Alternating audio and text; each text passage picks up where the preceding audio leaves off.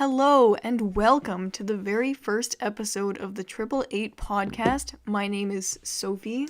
I'm Maria. And I'm Anthony. Alright, and today for our very first topic, we're going to be talking about Anthony's friend who ate shit at Subway, apparently. Okay, disclaimer, he didn't actually eat shit at Subway. They didn't serve him shit.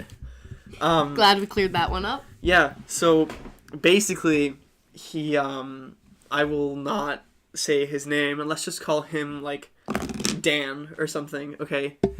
So my friend Dan has 2 dogs at his house. And obviously this is where the shit came from. This is obviously the source. It's not coming from anywhere else. Yeah, the source was his 5-year-old, I think, pug that he has. And what happened was he's very where he eats, I guess, is not very like set in a certain place. He just eats wherever. Like he takes a Subway to his room or like a plate of food to his room. We're talking about the boy, not the dog. Yeah, Dan. Dan, okay. Yeah, so he doesn't really care, and his parents don't really mind either. So one night he woke up really early in the morning. So it was like 3 a.m. or something. And the night before he had Subway, right? And it was, I don't know how it ended up that the Subway, he didn't put it away. It was like half eaten, and it was, if his pillow is like, you know, if he has his head on his pillow, the Subway wrapper was open, like next to his pillow. So he didn't actually put it away or anything. It was just next to his pillow, and it was like, you know, like an open Subway with like stuff in it. I feel like I know where the story is going. Yeah, and Penelope is actually the name of the pug, and you know, she just sleeps with him in his room all the time, and Penelope was up in the bed that night with Dan. And she just, you know, waddled over to the... Well, okay, why I say waddled is because Penelope actually suffered from a broken hip. Penelope's hips they're broken because she got run over by a truck like a year ago or something. She survived. She's okay. This is very relevant to the story, correct? Yeah. No, because you have to understand the word waddled, okay? Penelope walks in a very specific way. It is not your usual dog walk, okay? So Penelope waddled over to the Subway, had a nibble, and just took a big fat shit right on the Subway. So what I'm wondering here, I mean, you can continue telling the story, but what I'm wondering here is where approximately the shit was in relation to the Subway. Was it on top? Was it couldn't have been inside, because someone would have had to. You know where they put the lettuce on the Subway? Yeah. Spread across. How? If there was no human influence, how did this pug manage to, how did this broken animal manage to spread its shit within the sandwich? I think what probably happened is it ate some of it, and because it was mostly, I don't think there was any, like, I think he had actually, like, taken out all the meat out of the Subway, so it was just, like, lettuce and, like, vegetables. Yep. And I think the dog thought it was be something good, and obviously once it tried it, it realized its mistake, that it was not something very, very appetizing. So, at this point, okay, another thing to know is that since Penelope got run over, she has lost feeling below her hips. So she is actually unaware when she's shitting. She doesn't know when stuff is coming out of her. So she might just be walking to her bed, you know, at night, and she'll just be shitting. So was it liquid? It was solid. It was like lettuce, you know, like the consistency of lettuce, because this is where it gets interesting. Her shit was the consistency of lettuce. It was crisp. Yes, exactly. Because my Dan, when he woke up at 3 a.m. and his first instinct was to reach for the Subway, which he had left the night before because he was hungry, and he felt the Subway, and obviously because it was dark, it was like 3 a.m. He didn't actually, you know, got up, you know, and grabbed it all square, looked at it, and, you know, took a bite. He just kind of, you know, threw his arm across his body and kind of tried to grab at some bread and some whatever was left. And since that was the consistency of lettuce, he got some of Penelope's, you know, doo-doo in there, and he took a bite. And did he describe to you what the taste was? It was 3 a.m. He doesn't remember that much. You don't taste at 3 a.m.? Well, no. For him, not. Like, it was a delirious state, but he was, you know, he was in that state where you still got that brain juice left, you know, from dreaming and sleeping, I guess. It's like, you're not really conscious, but you are. Okay. And he just couldn't, like, he doesn't remember much, but he knows because the next morning, the only evidence was a half-eaten Subway and shit on the other half. So he knows that someone had to eat it. And, he couldn't, Penelope couldn't have just, like, perfectly shit on that one half. Well. What I'm wondering is how he didn't, like... Well, okay, he realized... The story could be so much worse if he, like, also rolled over onto the shit sandwich because it was on his bed, correct? You think rolling over on it is worse than eating it? Well, what if he did both? He probably did. Now that I'm thinking about it, he probably did. I think that we have to get from this story... He touched it, obviously, and he moved it around. You know. I think he realized... I think what we have... Okay, what happened, though, was once he took a bite, he realized something wasn't right, and on the second bite, he realized that it wasn't lettuce that he was eating, and it was his pug's shit.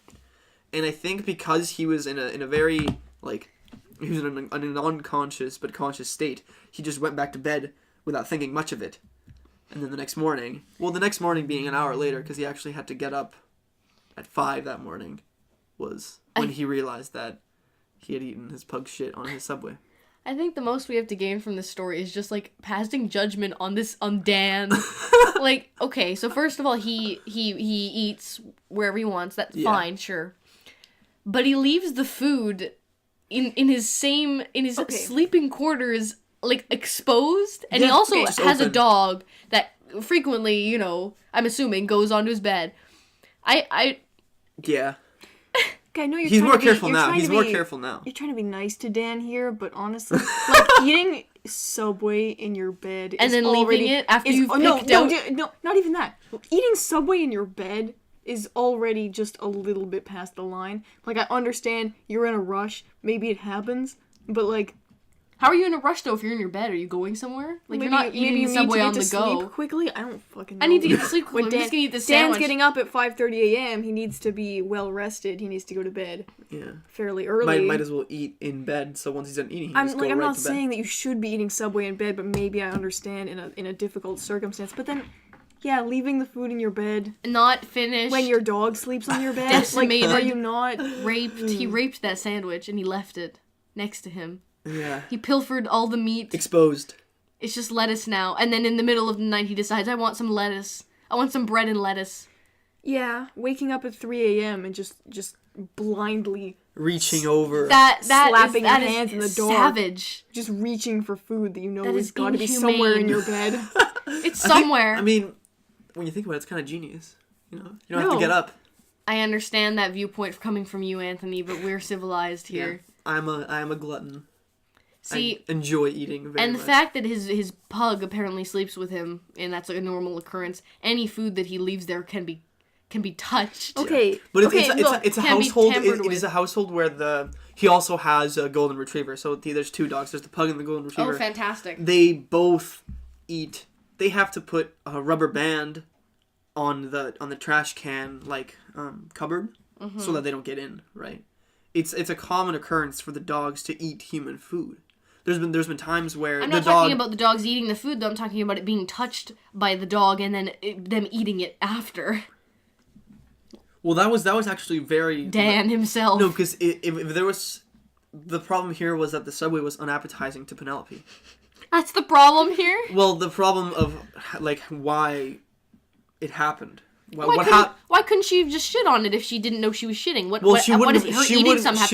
She wouldn't have approached it and shit on it if she had stopped to eat it. Because once she realized that it was unappetizing, she walked right over it, and while she was walking, unaware, shit all over the Subway. Okay, there's another contradiction I feel like we haven't quite pointed out here, and that's the fact that his dog is unable to control its bowel movements, and B, able to sleep in his bed. I feel like something like this could have happened already. No, there is Anthony, there's no way there hasn't been incidences before. Okay, I tell you, it was a year ago that the incident with Penelope happened where she lost feeling. I'm pretty sure. Mm-hmm. I might be wrong here. It might have been, like, a long time ago. But I feel like he trusts Penelope in the way that before he lets her go on his bed, he actually lets her out and sees that she shits outside before he lets her sleep in his bed. And what's the time frame here, though? Like, what's the allowance of time? That's what I don't know, because it's like a roulette, you know? You don't know if there's more in something there. must have gone wrong that night. He must have not let Penelope out. Well, how can he control if she gets on the bed at night if he's sleeping with his fucking Subway just next to him? How can he control that? No, I'm saying he doesn't, like, he has to check if Penelope has shit or not to let him on his bed at all. But in this occurrence, he couldn't have checked. He was asleep. Before he goes to bed, he checks. Okay. Before he goes to bed. But who's to say it can't build up inside of her that's during what I'm that saying. time? That's There's what I'm variability saying. here. That's what I'm saying. He tries to make he's always at risk. He's never fully safe, right? He's playing a dangerous game. He's a dangerous man who likes to live on the edge. I mean, he's eating Subway on his bed. That's already, like I said, it was a red flag right there. So who is to say that this man won't take another chance? Right? I understand. I feel like I could make a number 15 joke here, but that would just be too easy. Number 15. Number 15. No, I can do the voice for earlier. Number 15. Burger King foot lettuce. Oh, you're supposed to say... Number 16. Subway shit lettuce. The